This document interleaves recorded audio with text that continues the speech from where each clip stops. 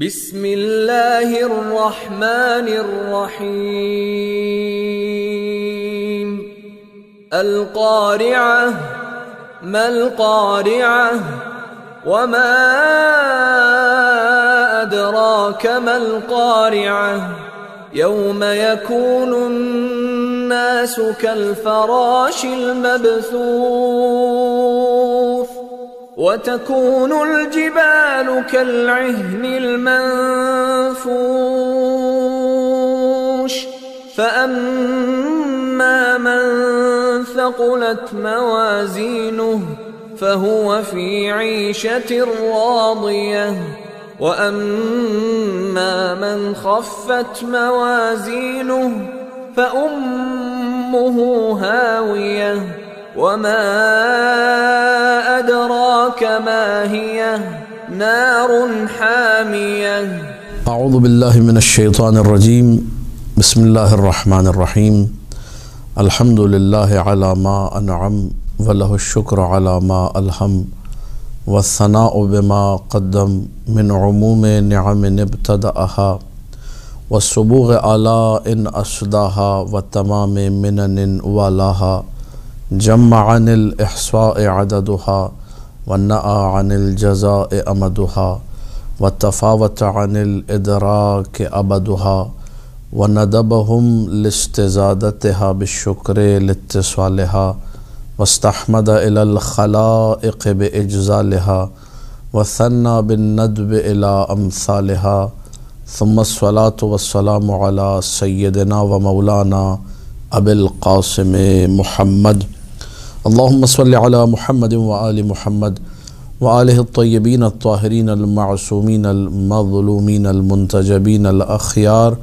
ولعنة الله على أعدائهم الأشرار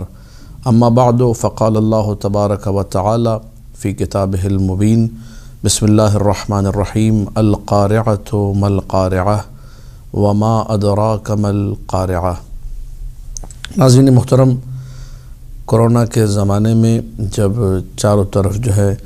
چیزیں معطل ہو چکی ہیں، ایسے میں جو ہے آن لائن مجالس، آن لائن دروس اور اس جدید ٹیکنالوجی کے ذریعے سے استفادہ کرنا تاکہ انسان علم سے اور روشنی سے محروم نہ رہے، لہذا مدرسۃ القائم کی یہ کاوش اور یہ کوشش، اس کو خراج تحسین بھی پیش کرنا چاہوں گا کہ دروس کی ریکارڈنگ کا جو سلسلہ شروع کیا گیا اس میں بندہ حقیر کو بھی یہ سعادت ملی کہ مختلف قرآنی سوروں کے حوالے سے جو پیغامات ہیں اس میں اپنا حصہ ڈالوں اور اس خدمت کو آپ کے سامنے پیش کر سکوں۔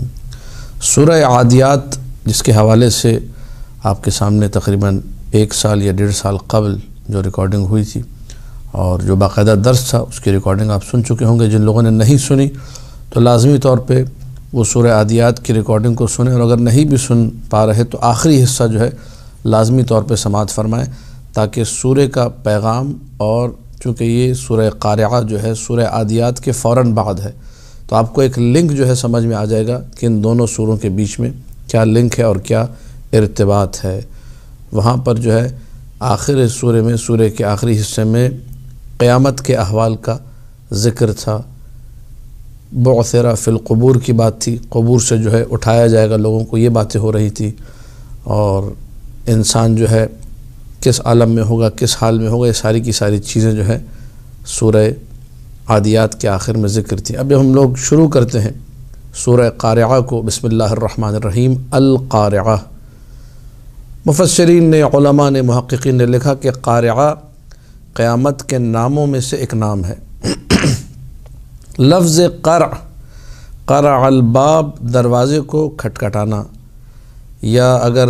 کھڑکی کو اگر اس کے کھڑکنے کی جو آواز ہے اس کو بھی قرع، یا اگر یہ کہا جائے کہ کوئی چیز تمہارے کانوں سے ٹکرائی، وہ آواز تمہارے کانوں میں آئی، تو وہاں بھی قرع الصوت السمع، آواز کا کانوں سے ٹکرانا۔ تو لفظ قرع کے یہ سارے کے سارے معنی لغات میں ذکر ہوئے۔ القارعہ یعنی ایک ایسی آواز جو دلوں کو دہلا دے، ایک ایسی آواز جو انسان کو وحشت میں ڈال دے، ایک ایسی آواز جو انسان کو خوف میں، اضطراب میں، ارتعاش میں مبتلا کر دے، وہ کانپنے لگے اس آواز کو سن کر۔ اور بسا اوقات اس کی مثال اسی دنیا میں موجود ہے، ایک ایسی بجلی جو ہے آسمان پہ ہمیں نظر آتی ہے جس کی آواز ایسی ہوتی ہے جو دل کو دہلا دیتی ہے۔ انسان کہیں بھی کھڑا ہو تو جائے پناہ ڈھونڈتا ہے، فوراً بھاگ کے جو ہے کہ کہیں اس بجلی سے میں متاثر نہ ہوں، اس بجلی سے مجھ پر کوئی آفت یا مصیبت نہ آئے۔ یہ ایک چھوٹی سی شاید حقیر سی مثال ہے اس آواز اور اس خوف کے مقابلے میں جو قیامت کے دن رونما ہوگا۔ القارعہ، اور دلیل کیا ہے؟ دلیل یہ ہے القارعہ یعنی دل دہلا دینے والی آواز۔ یا بعض مترجمین نے جو ترجمہ کیا، مولوی فرمان صاحب کا خاص طور پہ ترجمہ جو ہے کھڑکھڑانے والی، القارعہ یعنی کھڑکھڑانے والی، اور تم کیا جانو گے کھڑکھڑانے والی کیا ہے؟ تو یہ ترجمہ بہرحال خدا ان کو غریق رحمت کرے، ترجمے کی حد تک ٹھیک ہے معنی، لیکن کھڑکھڑانے والی سے جو ہے وہ خوف ظاہر نہیں ہو رہا۔ کھڑک اور کھٹک سے جو ہے وہ جو پیغام ہے جو سورہ کا، سورہ جو ایک خوف اور وحشت جو ہے انسانوں کے دل میں ڈالنا چاہ رہا ہے کہ قیامت کے حوالے سے متوجہ رہیں۔ قیامت کا دن کوئی آسان دن نہیں، یوم الحشر والنشر، یوم البعث، ایک مشکل دن ہے، ایک سخت دن ہے۔ تو القارعہ کا ترجمہ اگر یوں کیا جائے تو زیادہ بہتر ہے، ایک ایسی آواز جو دلوں کو دہلا دے، ایک ایسی آواز جو دلوں میں خوف ڈال دے، ایک ایسی آواز جو کہ انسان کو تڑپنے پر اور کانپنے پر مجبور کرے۔ یہ ہے القارعہ کی حقیقت، جو کہ قیامت کی حقیقت ہے، جس دن ہر انسان جو ہے پریشان نظر آئے گا اور عالم اضطراب میں ہوگا۔ القارعہ، دلیل یہ اگلا جملہ ہے، وما ادراک ما القارعہ، اے رسول آپ کیا جانیں کہ یہ آواز جو دلوں کو دہلاتی ہے یہ آواز کیا ہے؟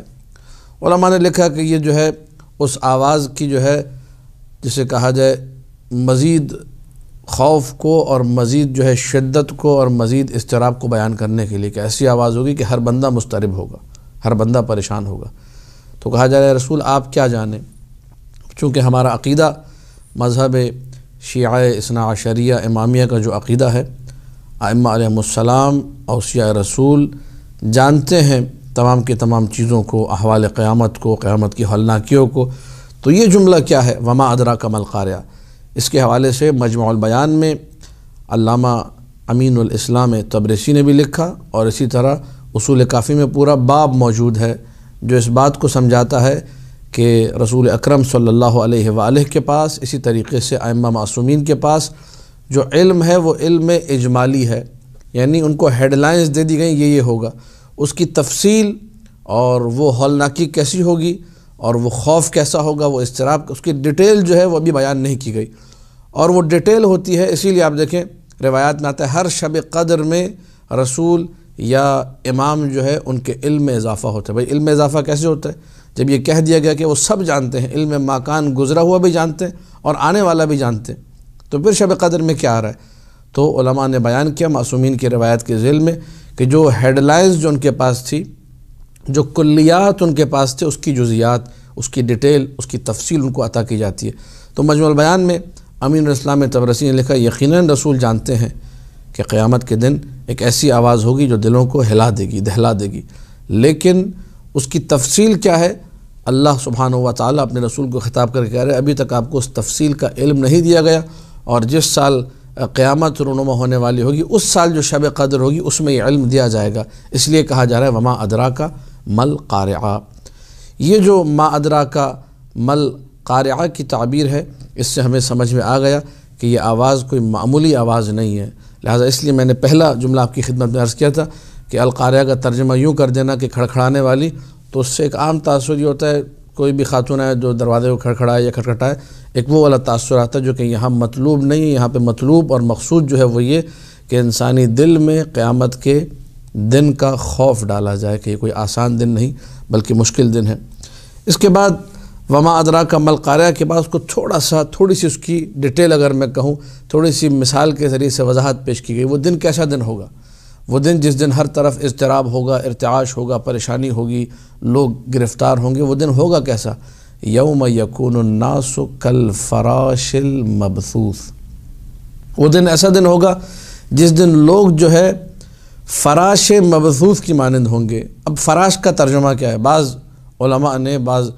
لغت کے علماء نے، اسی طرح مفسرین نے اس کا معنی ٹڈی کا کیا، جب وہ بکھرتی ہے چاروں طرف تو اس کے بکھرنے کو مبثوث کہتے ہیں، بکھرنے کو جس کو بکھیر دیا گیا ہو، جس کو تتر بتر کر دیا گیا ہو۔ تو جب ٹڈیاں چاروں طرف بکھر جائیں، تتر بتر ہو جائیں، اسی طرح لوگ جب قبروں سے نکلیں گے تو ان ٹڈیوں کے مانند تتر بتر ہوں گے۔ اور بعض لوگوں نے کہا فراش وہ پرندہ ہے جو دیے کے گرد یا کسی چراغ کے گرد رہتا ہے یہاں تک کہ وہ مر جاتا ہے، تو اس کے پر اور اس کے جو اعضاء و جوارح ہیں وہ کس طرح بکھر جاتے ہیں اس دیے کے گرد، اسی طریقے سے انسان جب قبروں سے اٹھے گا تو بکھرا ہوا ہوگا، اور یہ بکھرنا جو ہے اس کے اضطراب پر دلالت کرتا ہے، یعنی اس کو کچھ سمجھ میں نہیں آ رہا ہوگا میں کہاں جاؤں کیا کروں، ایک ایسا عالم، ایک ایسے خوف کا عالم ہوگا جیسے جب زلزلہ آتا ہے اور لوگ کس طریقے سے کانپتے ہیں، بس بھاگ رہے ہوتے ہیں، ان کو پتہ نہیں ہوتا ہم کہاں جائیں، سمجھ میں نہیں آتی ان کی، وہ والی کیفیت عالم قیامت اور یوم الحشر والنشر کی ہوگی۔ یوم یکون الناس کالفراش المبثوث، اسی دن کی ہولناکی بیان ہو رہی ہے، کس دن کی؟ قیامت کے دن کی۔ یوم القارعہ،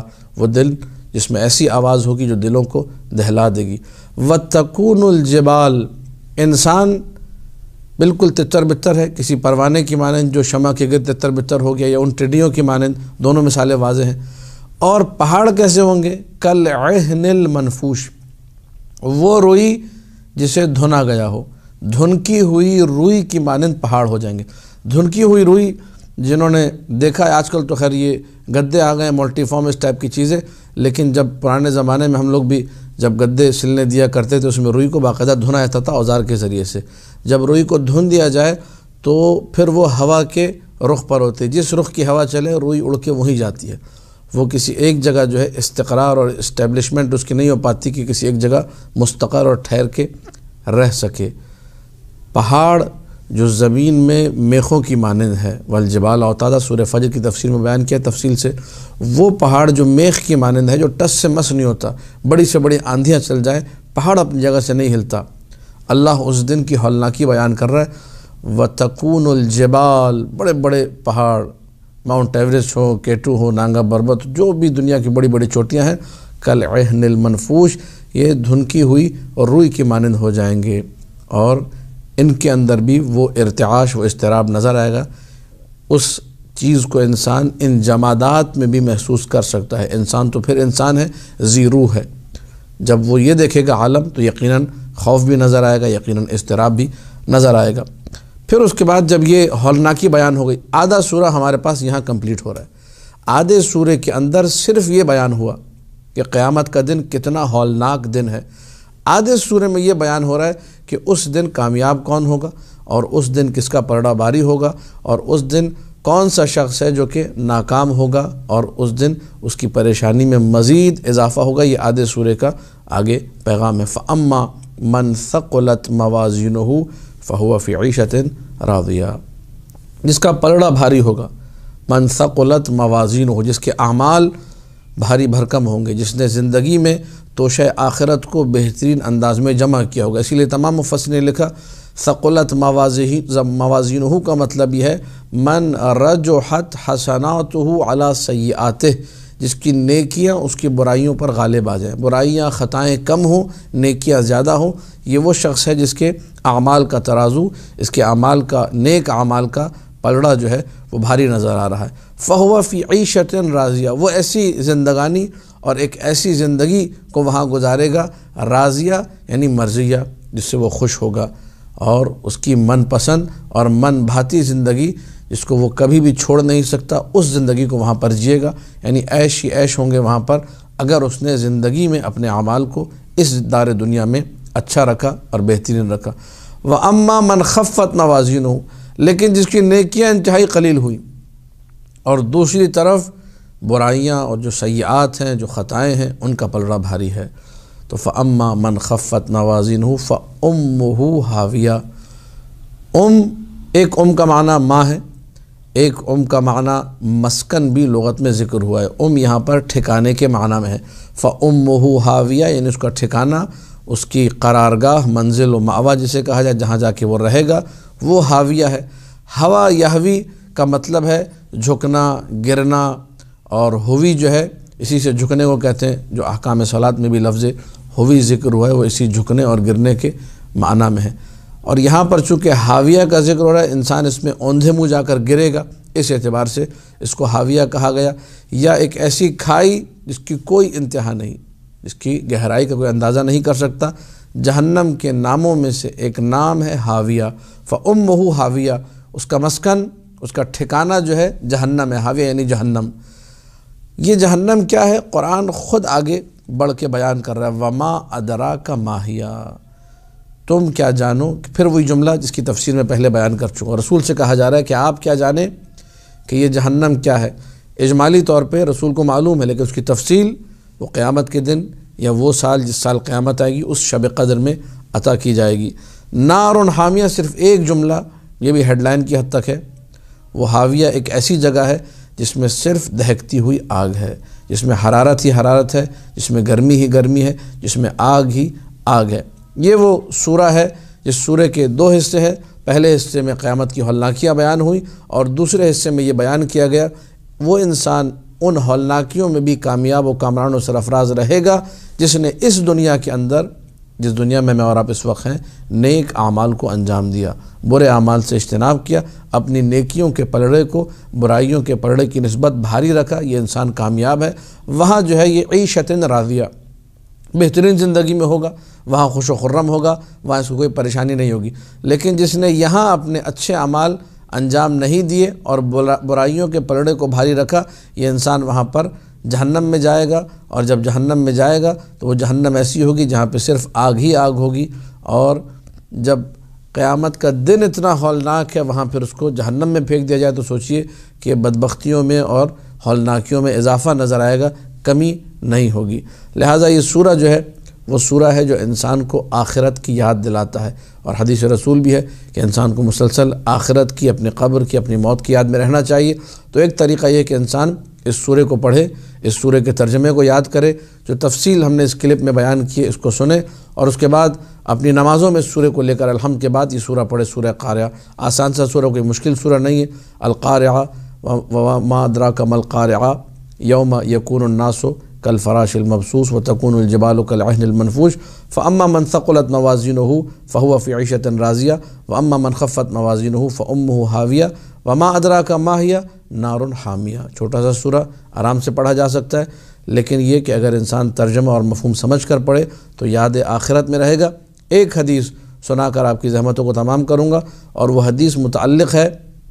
اس سورہ کو پڑھنے کے ثواب کے حوالے سے۔ وہ لوگ جو اپنے بچوں کو مختلف چیزیں یاد ان کو چاہیے اپنے بچوں کو یہ سورہ یاد کرائیں، اور جب عمر تھوڑی سی بڑھے تو اس میں اس کا ترجمہ اور مفہوم بھی ان کو سمجھائیں کہ یہ سورہ آخرت کی یاد دلاتا ہے۔ حدیث جو ہے کتاب ثواب الاعمال شیخ صدوق علیہ الرحمہ میں موجود ہے، اور دیگر کتب میں بھی جو تفاسیر کی کتب ہیں، نور الثقلین جو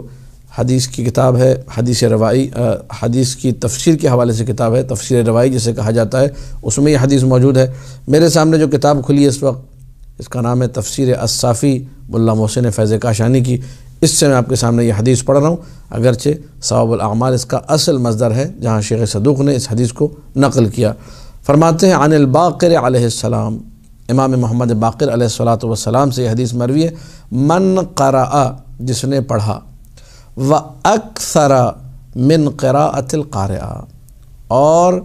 کثرت کے ساتھ سورہ قاریہ کی تلاوت کو اپنی عادت بنایا، یعنی ایک مرتبہ نہیں پڑھنے کی بات ہو رہی یہاں پہ شدت کے ساتھ بات ہو رہی، جتنا ہو سکتا ہے سورہ قاریہ کو پڑھو۔ اور میں نے ذکر کیا حدیث رسول بھی، اکثروا من ذکر الموت، موت کو کثرت سے یاد کرو، آخرت کو کثرت سے یاد کرو۔ تو اس کے مصادیق میں سے ایک مصداق یہ ہے کہ انسان کثرت سے سورہ قاریہ کو پڑھے، انسان کو آخرت کی یاد رہے گی، انسان اپنے اعمال کی طرف متوجہ رہے گا۔ ہوگا کیا؟ من قرأ واکثر من قراءۃ القاریہ، جس نے پڑھا اور کثرت سے پڑھا، بار بار اس سورہ کو پڑھا، آمنہ اللہ من فتنۃ الدجال ان یؤمن بہ، اللہ اس کو سیکیور رکھے گا، اللہ اسے محفوظ رکھے گا۔ جب دجال کا فتنہ ظاہر ہوگا، اچھے روایات میں ملتا ہے دجال پر ایمان لے آئیں گے، دجال کے تابع ہو جائیں گے، دجال کے فالوورز میں سے ہو جائیں گے۔ اگر سورہ قاریہ انسان مسلسل پڑھتا رہے تو اسے دجال کے فتنے سے امان ملے گی، اور دجال پر ایمان لانے والوں میں سے نہیں ہوگا، اور دجال سے دور اللہ اس کو رکھے گا۔ وَمِن قَيْحِ جہنم، بعض روایتوں میں ہے اور بعض میں من فیح جہنم۔ تو قیح جہنم، جہنم کے جو عذاب ہیں ان میں سے جو پیپ وغیرہ وہاں پلایا جائے گا، جو گندی چیزیں ہیں، جو دردناک ترین وہاں عذاب انسان کو دیے جائیں گے، ان تمام سے اللہ اسے محفوظ رکھے گا۔ اور اس کے بعد ملا محسن فیض کاشانی نے جب یہ سورہ کی تفسیر کو ختم کیا، لکھا کہ رزقنا اللہ تلاوتہ انشاءاللہ، اللہ ہمارے لیے یہ رزق قرار دے کہ ہم مسلسل اس سورہ کی تلاوت کرتے رہیں اور اپنے اعمال کی طرف متوجہ رہیں۔ خاص طور پہ یہ آیت فَأَمَّا مَنْ ثَقُلَتْ مَوَازِينُهُ، جس کی نیکیاں بھاری رہیں، جس کی نیکیوں کا پلڑا بھاری رہا، فَهُوَ فِي عِيشَةٍ رَاضِيَةٍ، وہ جو ہے بہترین زندگی وہاں پر جیے گا۔ یہاں کی زندگی 4 دن کی ہے، گزر جاتی ہے اور کب ختم ہو جاتی ہے پتہ نہیں چلتا انسان کو، لیکن اصل زندگی وہاں کی زندگی ہے۔ الدنیا دار و مجاز والآخرۃ دار و قرار، دنیا عبورگاہ ہے، دنیا ایک پل کی مانند ہے، اصل گھر جہاں پہ رہنا ہے، جو ٹھکانہ ہے، جو منزل ہے، جو مأویٰ ہے، وہ آخرت ہے۔ اب انسان کو سوچنا ہوگا کہ اس نے اپنا ٹھکانہ جو ہے جہنم کی طرف لے کے جانا ہے برے اعمال انجام دے کے بدبختیوں میں رہ کر، یا یہ کہ اپنی منزل اس نے جنت بنانی ہے جہاں محمد و آل محمد کا جوار نصیب ہوگا، جہاں ان کا پڑوس ملے گا، جہاں اچھے لوگ جن کا ذکر مجالس حسین میں سنا تھا وہ سب وہاں نظر آئیں گے۔ دعا ہے خداوند متعال سے ہم سب کو سورہ قارعہ پڑھنے کی بلکہ کثرت سے پڑھنے کی توفیق عطا کرے، تاکہ ہم لوگ قیامت کی ہولناکیوں کی طرف بھی متوجہ ہوں اور اپنے اعمال کی طرف بھی متوجہ ہوں۔ وآخر دعوانا ان الحمد للہ رب العالمین۔